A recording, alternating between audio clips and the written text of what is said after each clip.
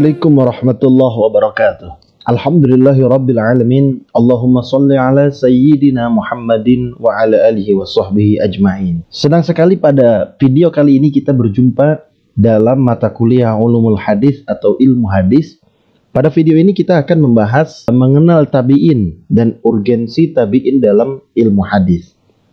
Namun sebelum itu, mari sama-sama kita awali dengan membaca basmalah. Bismillahirrahmanirrahim. Dalam video kali ini kita akan membahas apa itu tabi'in, lalu apa urgensinya tabi'in dalam ilmu hadis. Kita tahu teman-teman, setelah Nabi Muhammad SAW meninggal dunia, maka pengajaran Islam selanjutnya dilanjutkan oleh kalangan sahabat. Kita tahu sahabat sebagaimana yang sudah kita pelajari pada video kemarin saya, bahwa sahabat adalah orang yang hidup bersama Nabi Muhammad SAW meninggal dunia dalam keadaan Islam. Nah, setelah wafatnya Rasul, Islam dilanjutkan pada kalangan sahabat.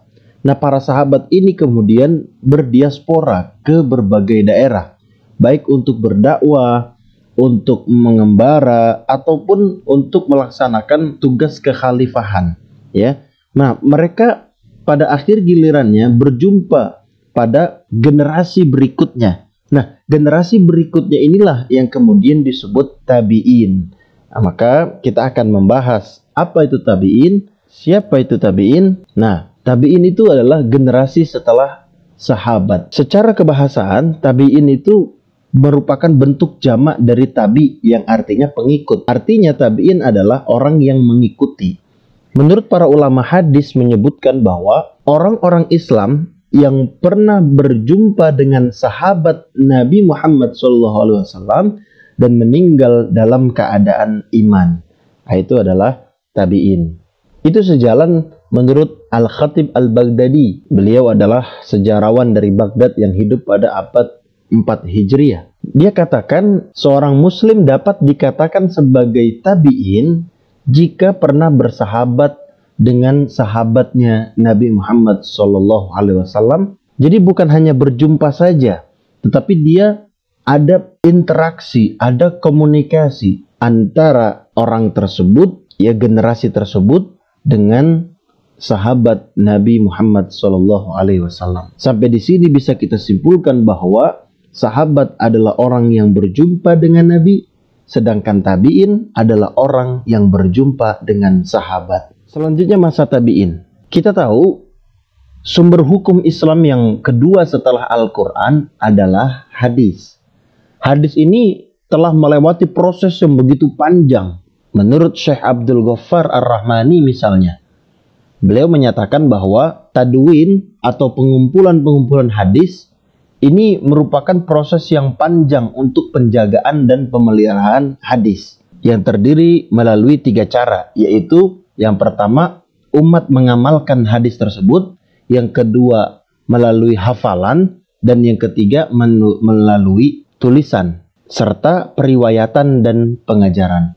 Jadi pada masa tabi'in ini, yang saat itu khalifahnya Umar bin Abdul Aziz, yaitu pada masa masa dinasti Muawiyah, ini khalifah menginstruksikan kepada para gubernur di seluruh wilayah negeri Islam agar para ulama dan ahli ilmu menghimpun dan membukukan hadis.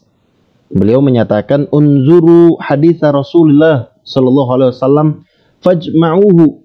Ya, lihatlah kepada hadis-hadis Rasul.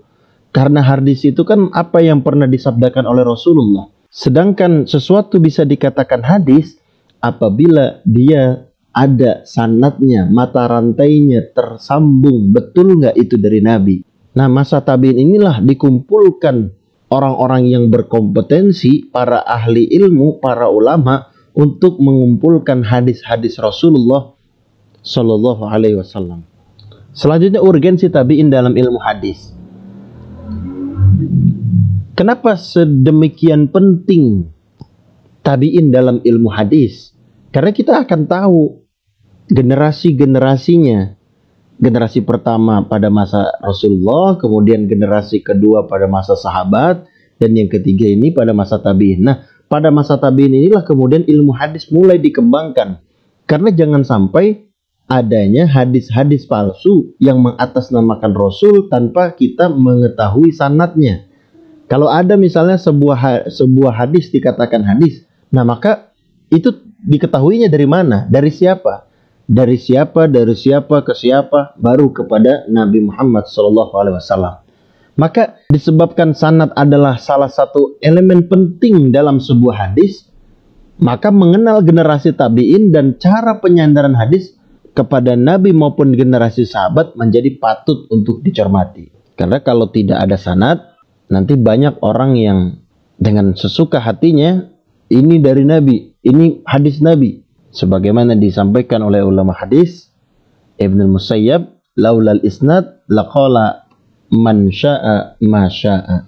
Jikalau tidak ada sanad, maka banyak orang yang dengan sesuka hatinya menyampaikan ini adalah hadis Nabi.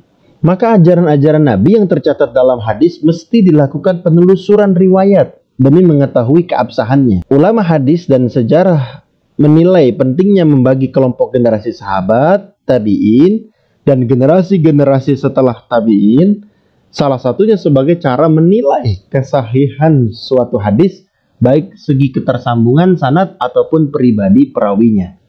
Iya, karena kalau Rasulullah SAW menyatakan misalnya, man shoma ramadhana imanan wahtisaban, ghufira lahu ma taqaddama min dzambih. Maka ini hadis Nabi. Nah, Rasulullah saat itu bicaranya dengan siapa? Misalnya dengan si A. Lalu si A ini dapat si D, dapat hadis itu dari si C. Si C dapat hadis itu dari si B. Si B harusnya dapat hadis dari si A. Jadi nggak bisa si C langsung dapat dari Rasul. Masa orang tabi'in meriwayatkan itu langsung kepada Rasulullah? Wong tabi'innya saja tidak berjumpa dengan Nabi. Maka disitulah pentingnya membagi kelompok generasi, apakah sahabat, apakah tabi'in, untuk mudah menelusuri sebuah riwayat hadis. Selanjutnya pembagian tabi'in. Pembagian tabi'in ini dibagi menjadi dua. Yang pertama generasi tabi'in tua atau disebut akbarut tabi'in, seperti Sa'id bin Musayyab, Hasan al-Basri, dan juga Uwais al-Qarni. Yang kedua generasi tabi'in yang lebih muda atau disebut sebagai sigorotus tabi'in. Salah satunya berdasarkan kedekatan dengan masa Nabi, yaitu Imam Abu Hanifah dan Imam Malik bin Anas. Selanjutnya pertanyaan, mengapa sedemikian urgen mengenal generasi tabi'in ini? Nah, terkait posisi tabi'in, dikenal istilah hadis mursal dan hadis maqtu. Patut diketahui bahwa berdasarkan penyandarannya dalam sanad dan matan. Karena kalau kita tidak mengenal generasi tabi'in ini, nanti ada hadis mursal. Yang kita ketahui hadis mursal adalah hadis yang tidak menyebutkan sahabat. Tadi saya katakan, ya, tiba-tiba langsung dari C dapatnya dari si B langsung dapatnya dari Nabi. Si A-nya ini atau sahabat ini itu dilupakan.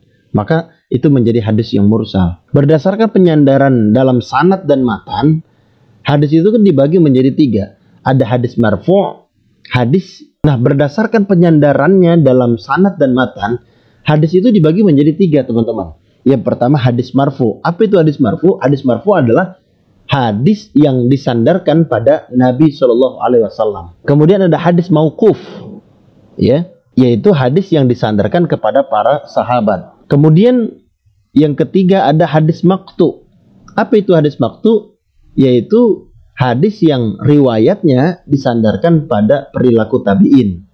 Jika riwayat yang disandarkan kepada tabi'in ini tidak menunjukkan adanya keterkaitan dengan Nabi atau generasi sahabat, maka mayoritas ulama tidak menjadikannya hujjah atau dalil dalam suatu hukum. Jadi kalau hadis marfu, ini hadis yang kuat, ya, karena disandarkan kepada Nabi. Kalau hadis mauquf, hadis yang disandarkan kepada sahabat. Kalau hadis maqtu, hadis yang diriwayatkannya itu disandarkan kepada tabi'in. Masa tabi'in pertengahan 200 tahun pertama. Pada masa ini banyak ditemukan perawi yang meriwayatkan hadis mursal, hadis munqati, dan perawi yang sering melakukan kesalahan. Nah, pada masa tabi'in junior atau disebut sebagai sigor at-tabi'in, permasalahan justru semakin kompleks. Kenapa? Karena munculnya politik, aliran-aliran keagamaan, fanatisme, persinggungan dan budaya non-Arab, bahkan juga banyak ditemukan orang-orang yang berdusta demi kepentingan golongannya. Karena kita tahu dalam sanad itu dia harus orang yang adil, bukan pelaku dusta.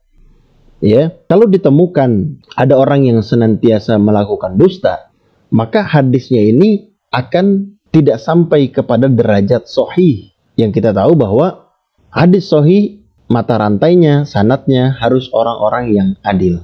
Nah, karena banyak orang-orang yang dusta inilah menyebabkan semakin banyaknya hadis-hadis yang diidentifikasi sebagai bukan berasal dari Nabi.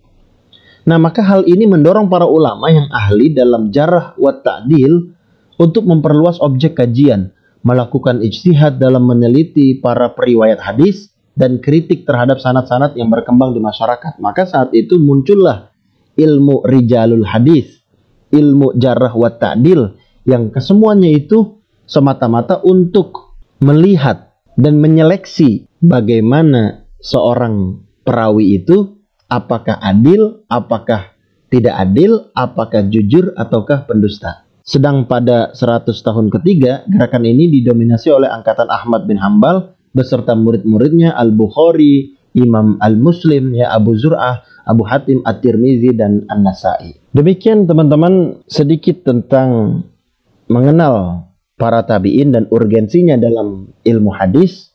Mudah-mudahan menggugah semangat kita untuk senantiasa mempelajari ilmu ulumul hadis agar kita dapat mengetahui mana hadis yang sahih, mana hadis yang tidak sahih, mana hadis yang betul-betul marfu disandarkan kepada Nabi atau hadis yang maudhu, hadis palsu.